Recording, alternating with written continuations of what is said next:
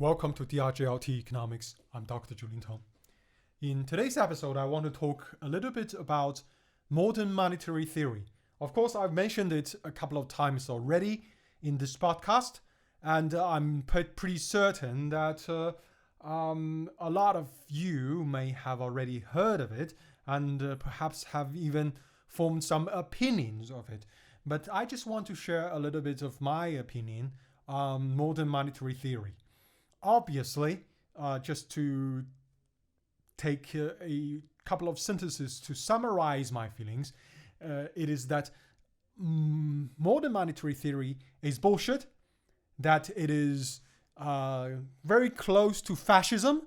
In fact, it came about around the same time as the rise of fascism, and I think it is very dangerous for any free market economy.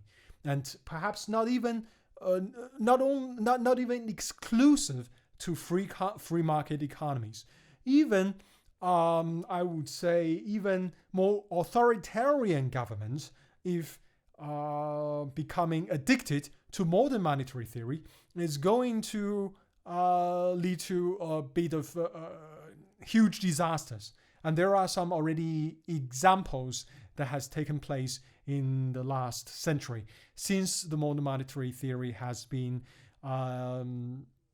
proposed. But of course, going back a little bit into the history of human history, it is not difficult to see that the intuitions of modern monetary theory actually came from thousands of years ago, where already a lot of the Roman Empire, the several dynasties from China, and I'm pretty certain also some other historic empires who have resorted to a practice that is pretty similar to modern monetary theory. But of course, they didn't have what we have today, which is basically a fractional reserve system, a debt-driven economy. Right? These things didn't exist until until modern finance. Historically, basically, the empire, the kingdom, or whatever the nation is, the government is, needs to collect income first, usually in the form of silver, or perhaps in some other precious metals, and then they will be able to spend these things. And of course, there is a great example of the Roman Empire when, in the beginning, their coin, I'm not entirely certain what the name is, but let's just call it I think it's denarii or whatever.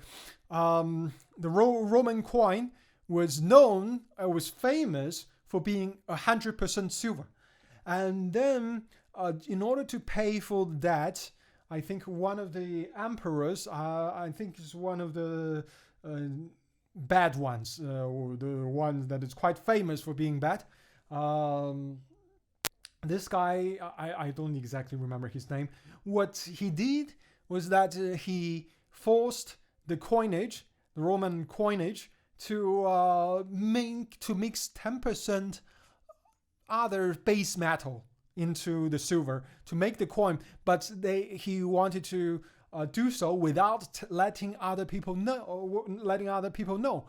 But so thereby he was able to inflate the treasury, the Roman treasury, by basically a little bit over 10%. That's what he did, and the repercussions were severe.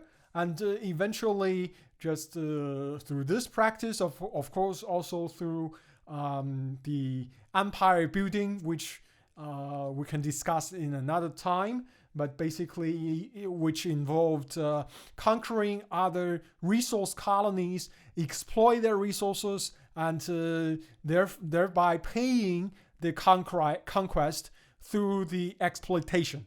That's basically their business model. But with the exhaustion of profitable colonies to colonize, and with the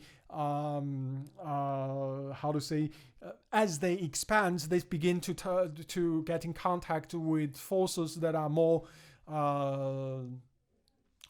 more resilient and more difficult for them to conquer. They started to face a lot of challenges. It happened in Britain. It happened along the Rhine and the Danube, right? So they had a lot of problems, and eventually the empire collapsed economically and militarily. So that was their practice of something that was close to modern monetary theory. But there is a difference, as I mentioned, is that they did not use a debt-based system. It was really they were creating money basically by debasing their coinage. That was what they did. And of course, there were the Chinese were even smarter. The Chinese invented paper money. They say this paper printed by the government is as good as silver, and you could, if you have this paper, you can exchange for silver. And so what they did is that they decided that since people wanted to keep this paper money, they wanted to carry this money is easy to carry, and they can make purchases very, very conveniently. So they didn't really want to claim any silver. So why don't we print more than we have silver? So they printed a lot of paper money, and that was their way of modern monetary theory.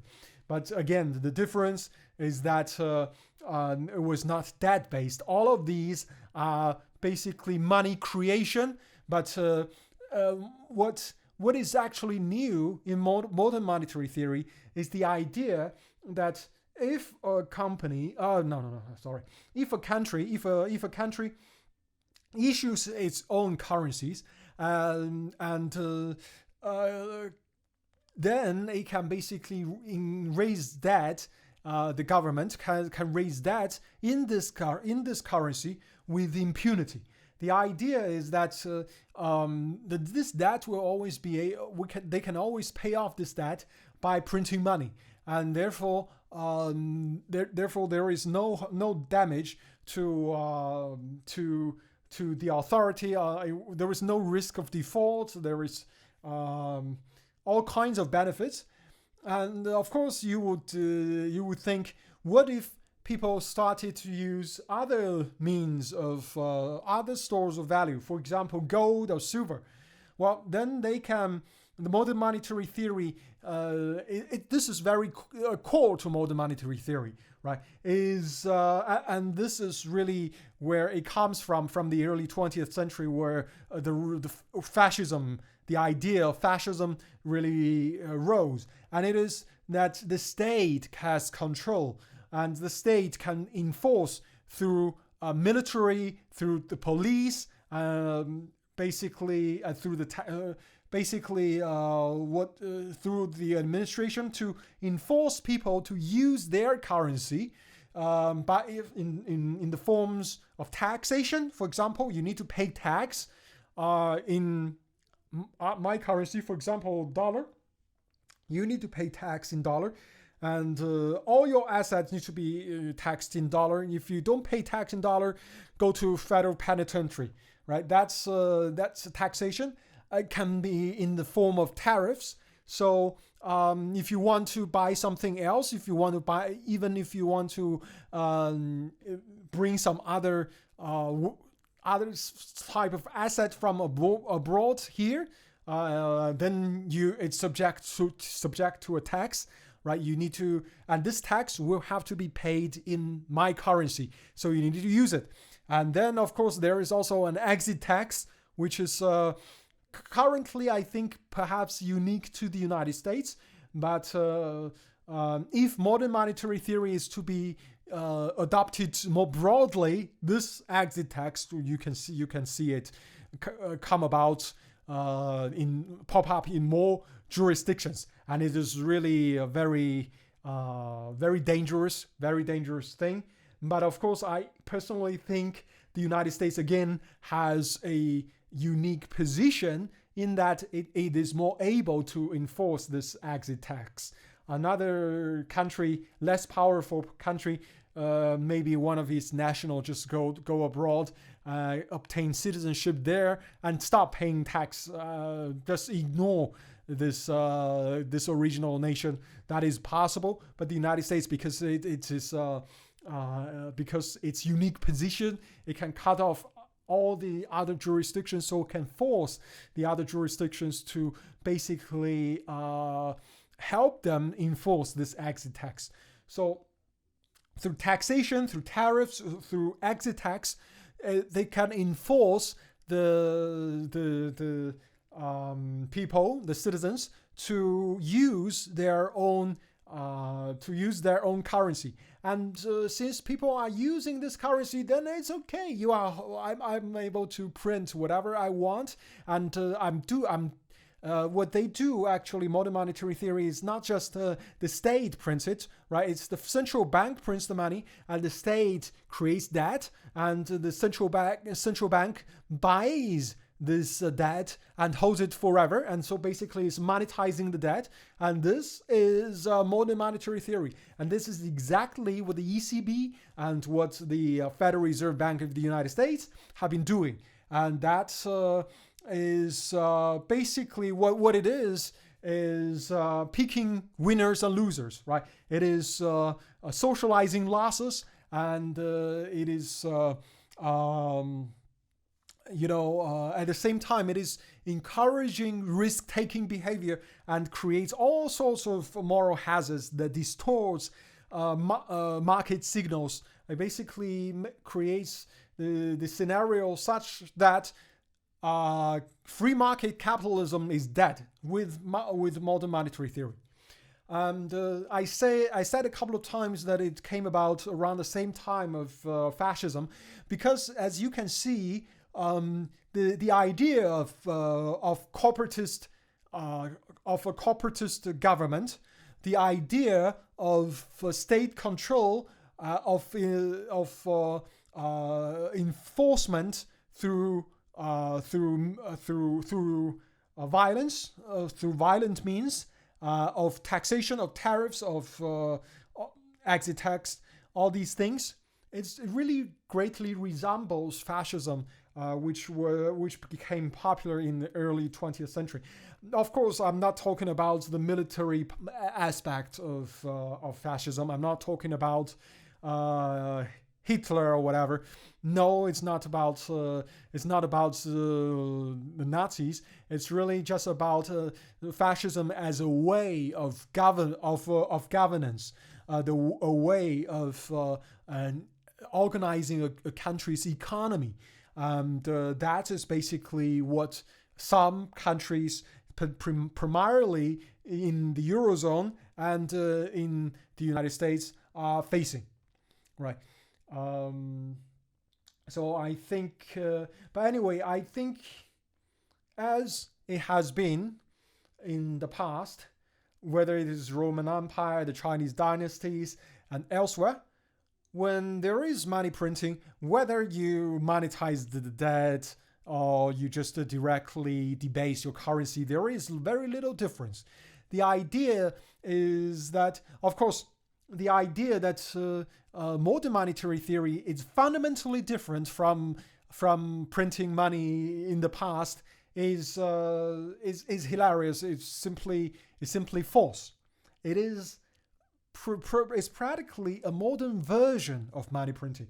And the reason I believe where modern monetary theory comes with this state control aspect is simply because that in the past people were much less mobile. If you are born in China in the Qing dynasty, it was impossible. It was unimaginable for you to have traveled to let's say France, for example, and that you have integrated into the French society, because at that time also there was much more cultural separation. All right, so it was almost imaginable. But today, a person who is born in the United States can migrate to Latin America, can migrate to Thailand or South Asia, or it could be in Africa or whatever, and find the jurisdiction where it is more favorable for his or hers capital. And this would have posed a threat had it, because of this mobility, had it not been some form of state control. So with this state control through violent threats of violence in the forms of tax, they are able to ensure that the money that they printed will have some market. It will be forced upon the masses, and as a result, they can continue to print. Of course, doing this is ultimately going to lead, I believe, in the destruction of whoever that is perpetrating this act, because history really rhymes. I think with the destruction of the social fibers of a society, with the destruction of the culture of the society, all because the money printing really creates an immense wealth gap that makes it so unbearable for the middle and lower classes, for the 99.9%, for the 99.99% who do not receive zero interest rates, who do not receive negative interest rate, but instead have to bear the burden of this inflation in the form of modern monetary theory. This will lead to the destruction of a society, and ultimately it's going to lead to the destruction of the economy and the country as well. So thank you for listening to today's episode. You can follow me on Twitter at DrJLT. And I also encourage you to subscribe to this channel. Thank you very much. Have a great day.